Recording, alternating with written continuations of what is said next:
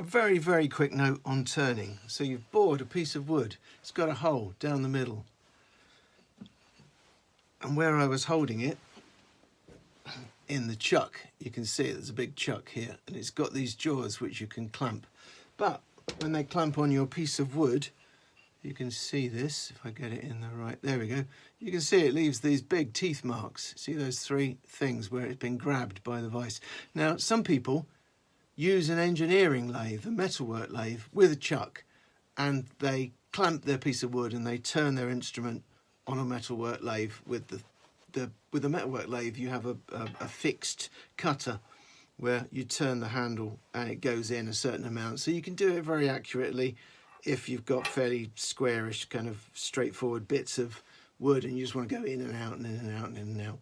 You can't do delicate, well, if you're very clever, you can do delicate curves and things. I mean, or you can even use a CNC cutter with a rounded end, which will just go in and out automatically and turn the thing. But for me, that seems to take all the fun out of instrument making.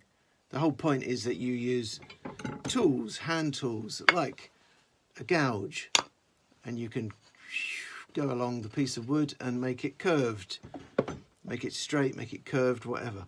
But anyway, very quickly turning, how do you make the piece of wood turn without cramping it and squishing the end?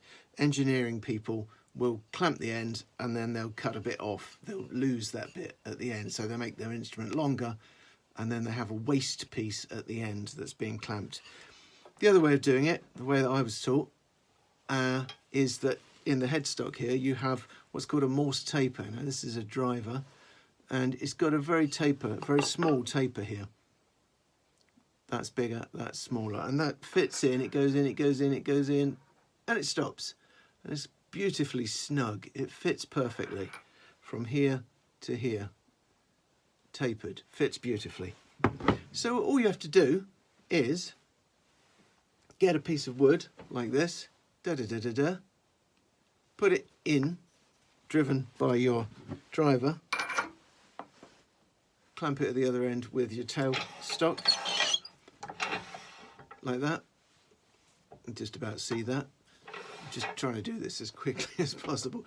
And then, when it's spinning, you turn a Morse taper on your piece of wood. Here's one that I did earlier. So that will fit beautifully, snugly in there. Goes in just the right amount.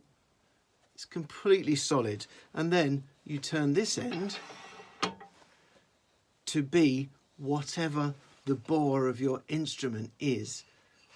So if I have one again that I've prepared earlier, this is what I use. This is my 14mm parallel end. So that is 14mm, which means when I want to turn my, I've picked up a piece of 12mm wood, of course. 12mm end, there's my 12mm end. Morse taper at one end, 12mm parallel at the other end. And my piece of 12mm wood fits on there. You put the other end in to the tailstock and there you have a piece of wood. Piece of wood spinning beautifully centrally on the bore, and then you turn it. Done.